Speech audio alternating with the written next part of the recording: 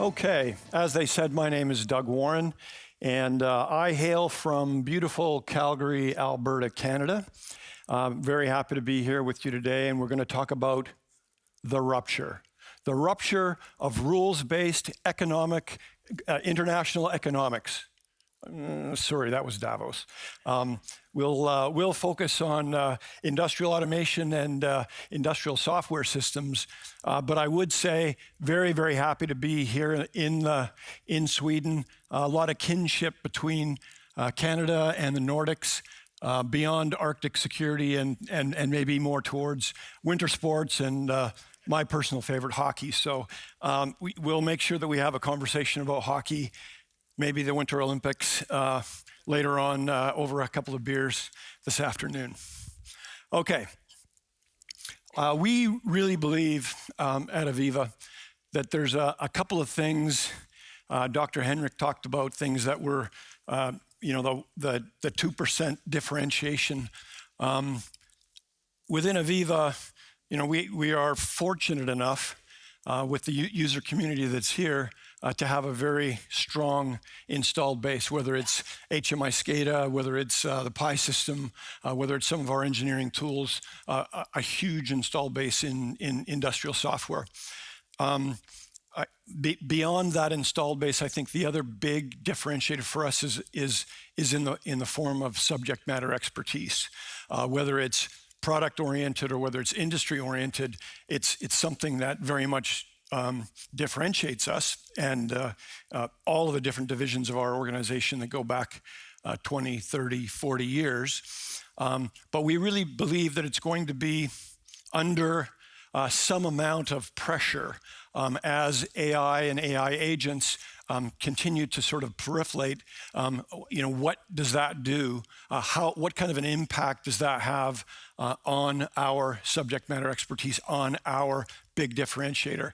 And I'm here to say that we believe that the industrial twin that few other companies have the capability of providing, that will be the differentiator. That will form the tool set and the use cases that help humans, as we talked about earlier, make better decisions faster.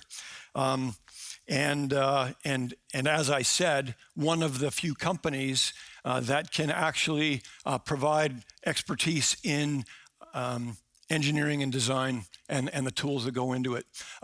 Expertise in the area of operations, and finally expertise in the area of optimization.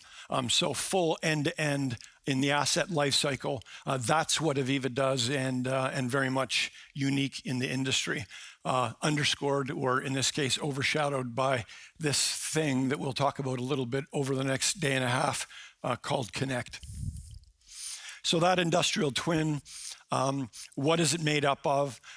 We can see everything from laser scans to drawings to 3D models to 1D, 2D tools through different kinds of documentation, maintenance information, different kinds of simulations, batch records, et cetera, all coming together in one place that forms not just an asset view of the digital twin, but also how that process behaves. And to be able to access that again, all the way across the asset lifecycle, that's what we're talking about when we talk about a digital or industrial twin. As far as what I'm going to focus on in the conversation that I'm having here today, it's really going to be around industrial data operations and how it's changing the landscape of what we formerly would have called HMI SCADA. I'll talk somewhat about industrial AI, give you a couple examples of the things that AVEVA is working on or has released, and a little bit, not as much, but I'm here to say that today, the total cost of ownership of these kinds of edge-based systems scattered across multiple plants, multiple lines within multiple plants within multiple countries around the world, that total cost of ownership fundamentally needs to come down. And so doing a lot of work around how do we manage that stuff at the edge? How are we using containers to to more effectively deploy and update, patch, et cetera, and I think that's going to be an area where you see a ton of change over the coming years. So, without further ado, I'm not going to go through each and every one of these, but I would say there's a lot of factors out there that are driving this change, some of which Dr. Henrik talked about earlier today. But there's a list. You're probably all aware of them. And then on the other side of things, the technology that is forever evolving and maybe enabling some of this change to happen and happen maybe sooner than later. Like I just said, container management, a big thing that we're spending a lot of time and effort on. I talked about the digital or industrial twin, and we're going to talk some about AI here in a second. One of the big things, and I'm not going to do any kind of spoiler alert here. One of the big things you'll see, the lucky person that goes to Milan with the 2 free tickets that they're giving away here at ASKx, or maybe you had already planned to go to AVEVA World, but you'll see our AVEVA knowledge graph there for the first time, where we bring together those relationships, those data relationships, and I think we'll really drive a ton of value through them. And then whether it's an environmental change or a technology change,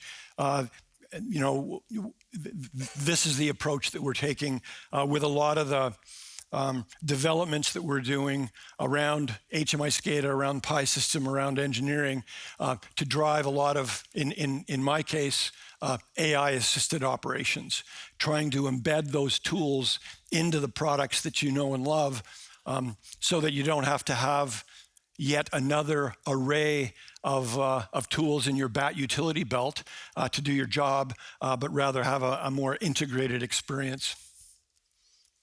Okay, so we're going to spend a little bit of time on industrial data operations, and I'm just going to read this out real quick. This is according to Forbes. Industrial data operations is becoming an increasingly important part of manufacturing as it helps organizations leverage their operational data to enhance innovation and efficiency.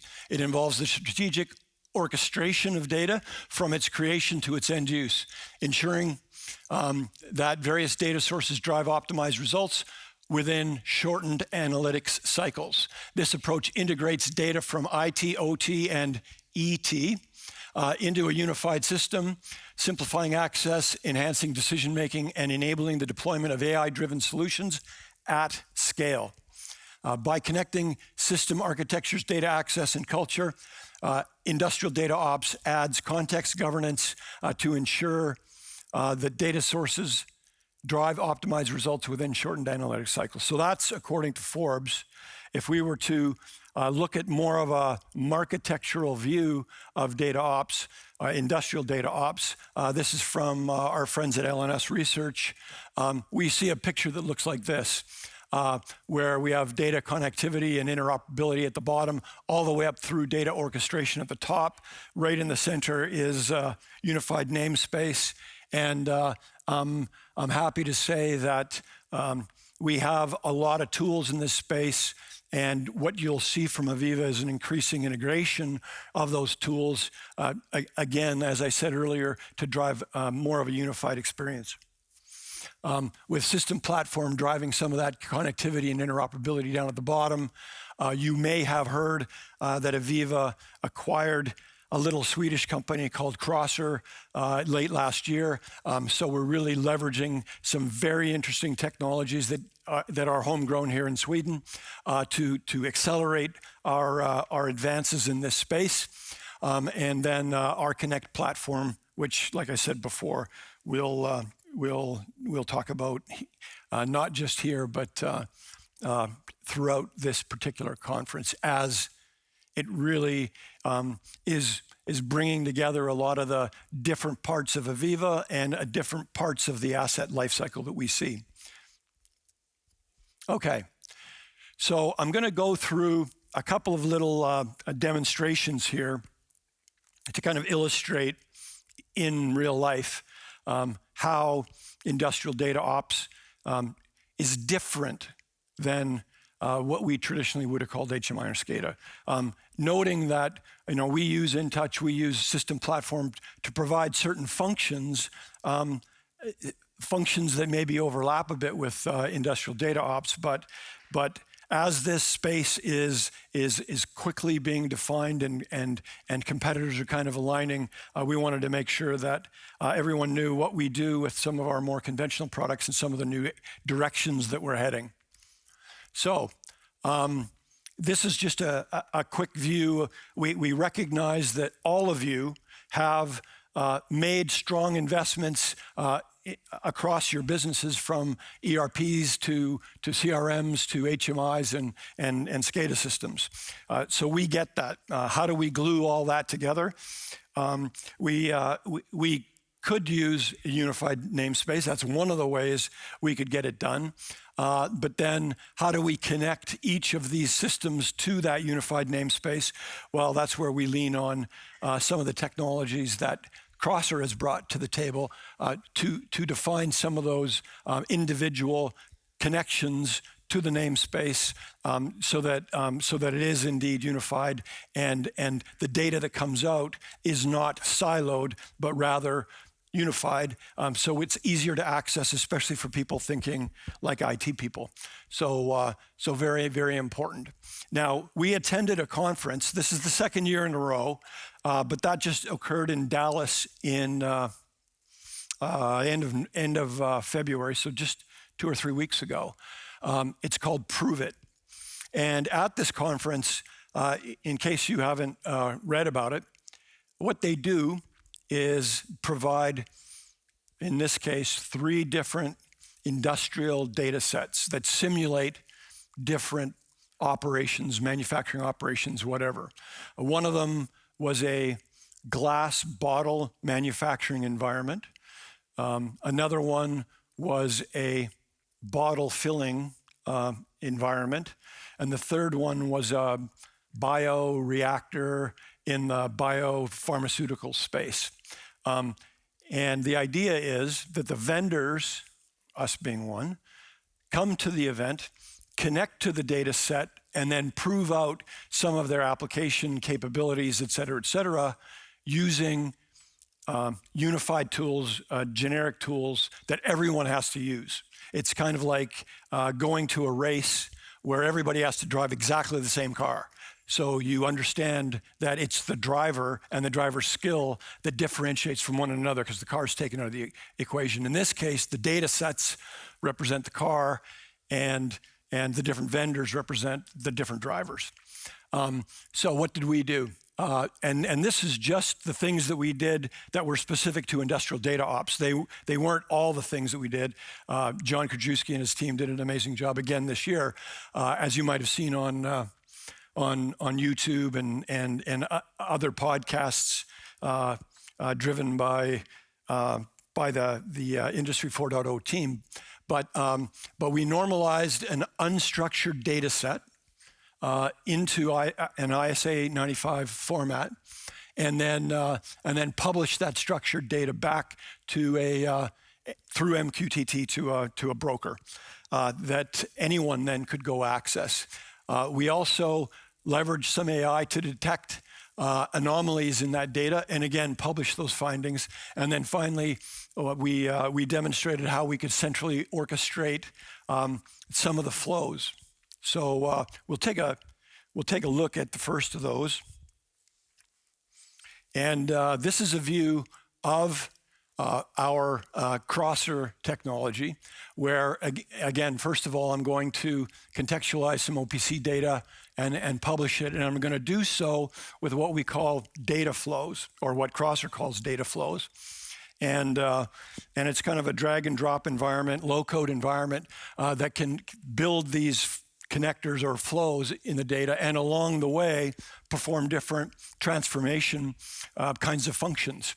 So in this case, you can see here some scripting that's being applied as we're moving the data from its source through to its destination, transforming it along the way. I'm not going to go through the whole video because I don't have time to today, but nevertheless, a drag and drop environment, low code environment that allows you to make integrations and transform the data in doing so. The next one I'm going to show you here is this anomaly detection. So again, similarly, a data flow, but in this case, I'm going to use some Python scripting to ultimately do some AI work with the data to try to detect any anomalies in between the set points and the actual data that's coming out, and once again, then publish it back to a MQTT broker. So here we can see the actual scripting that's being executed. If it varies from the set point by more than a certain amount, et cetera, and then go ahead and deploy it. And then just so you can see in this easy example or simple example, we have 3 different flows, and we're monitoring those flows to make sure that they're running healthy, they're not going off into the weeds, and we're doing this from a centralized location like the Connect platform.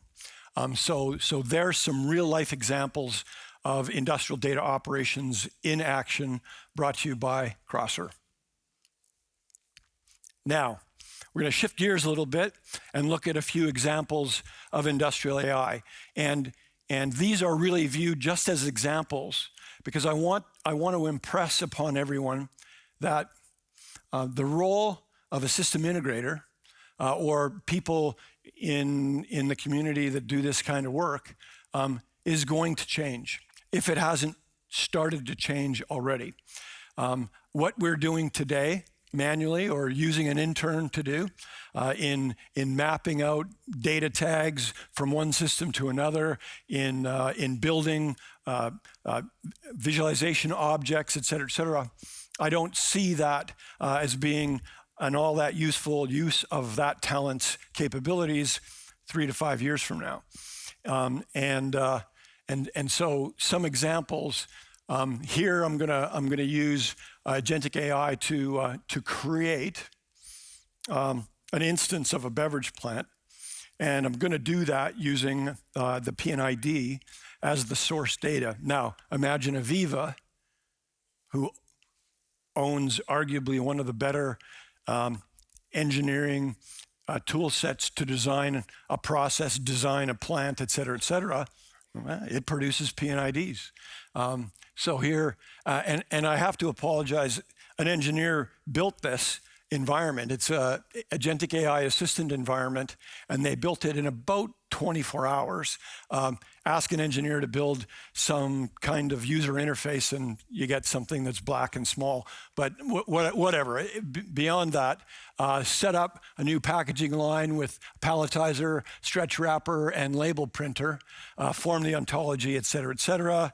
The system is, the AI agent is going to, we're going to point it towards this PNID, again, very small in the corner, and bang, it produces this list of different data structures with all the ontology sort of set up. So in a very short period of time, again, it developed that environment in 24 hours. So we can expect a lot of acceleration in the short time to come here.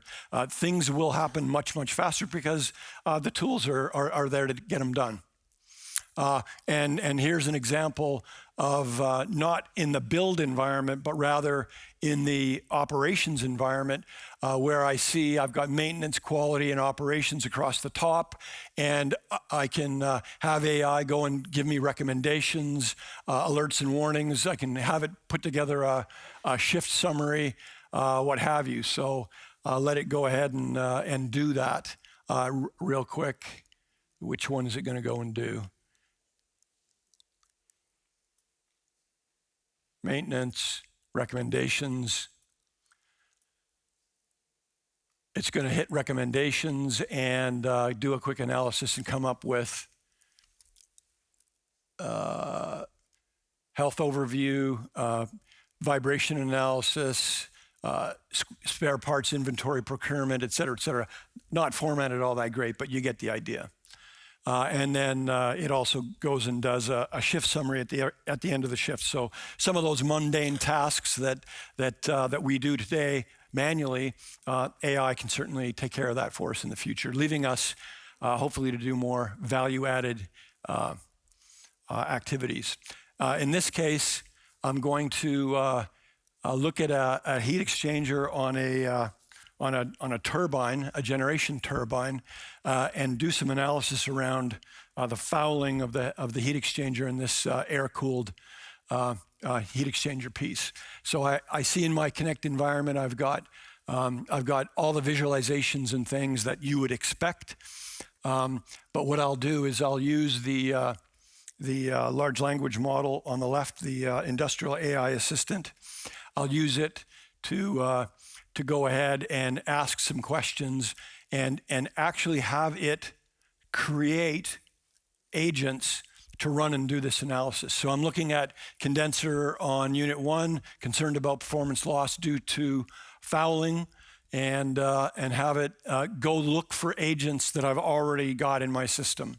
This is data in the customer system, not out in the internet. Please create a new agent because I couldn't find one.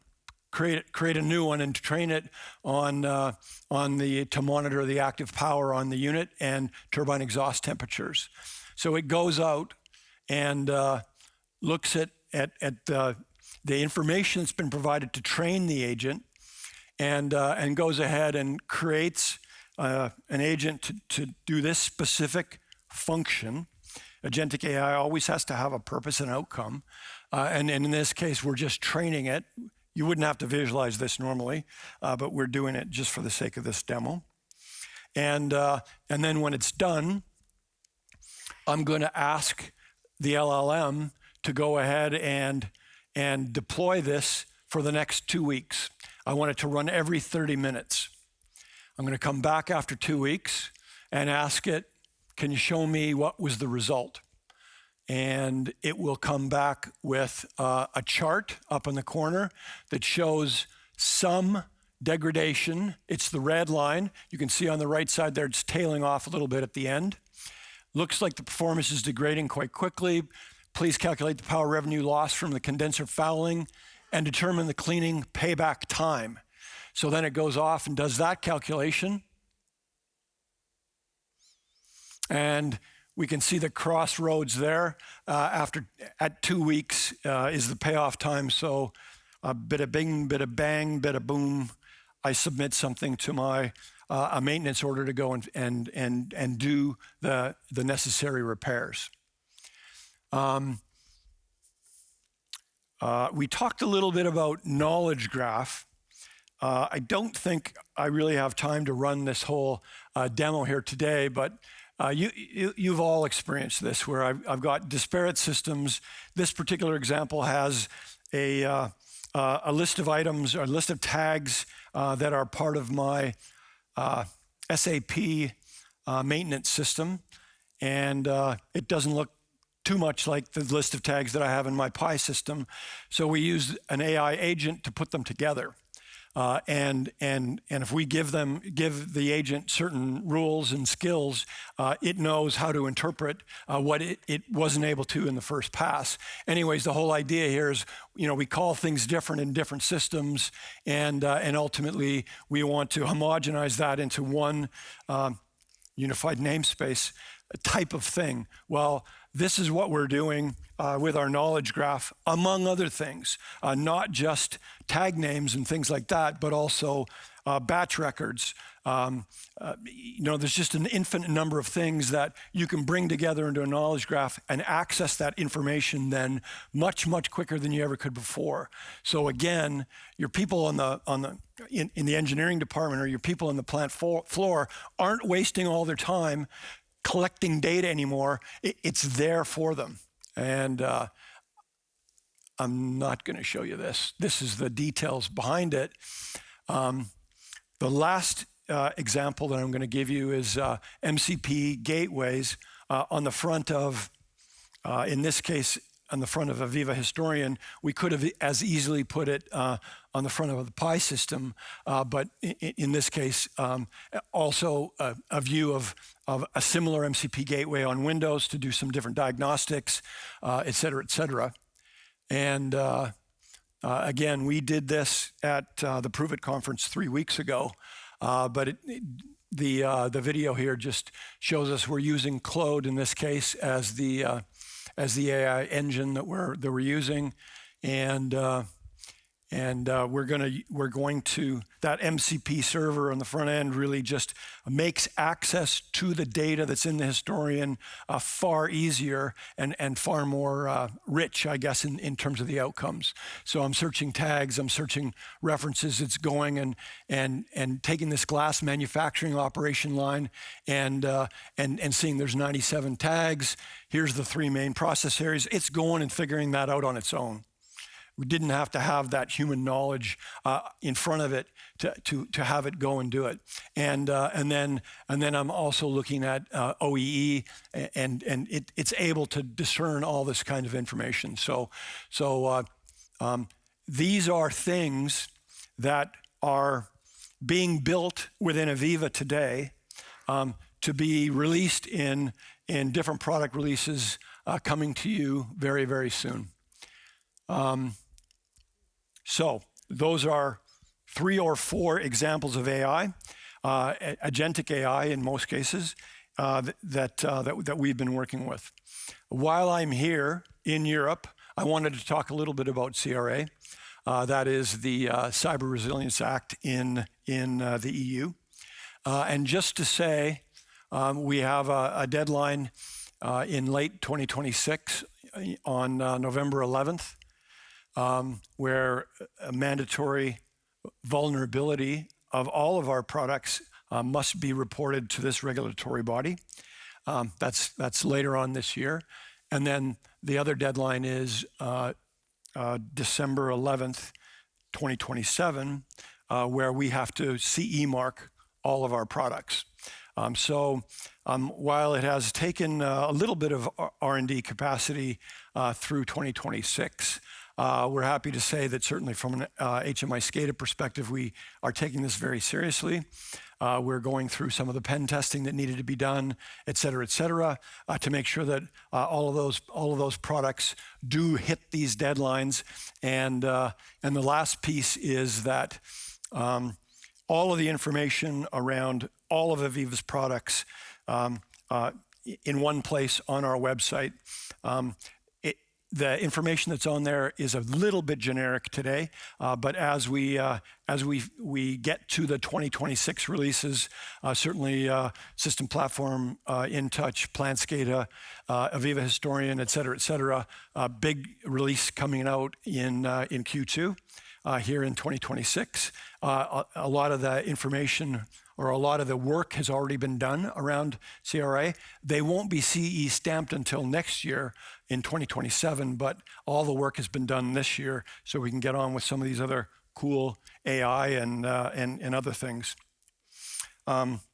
So really, just to conclude here, industrial data operations is something we're spending a lot of time on. You will see a product released from AVEVA that's specific to that space. It will use Connect inherently, and together they become sort of operations control, which the next speaker will go through in greater detail. Together, those traditional on-prem solutions become hybrid when we link them to Connect and other cloud-based tools that make sense. And that's what we mean by one package, full flexibility, no limits, unlimited scale, complete lifecycle capabilities. That's really the final kind of message that I want to leave you with, other than the fact that if you hadn't seen ops control, operations control before, we're going to talk about it right now, but rather than just doing connect, collect, maybe visualize and control, as you would expect from an HMI SCADA system, ops control gives you all of these capabilities to manage, find patterns, predict, report, solve, all in one package. That's what we call a hybrid SaaS offer that's available using the common currency that is AVEVA called Flex. So some of the products that it includes, communications drivers, InTouch system platform, Plant SCADA, Historian, et cetera, et cetera. That's the listing of all the products that are part of operations control. It's available with sort of a single license with a single deadline, using a single currency, et cetera, et cetera. And with that, I'll pass things on to our next speaker. How does that sound? That sounds great. Thank you, Doug.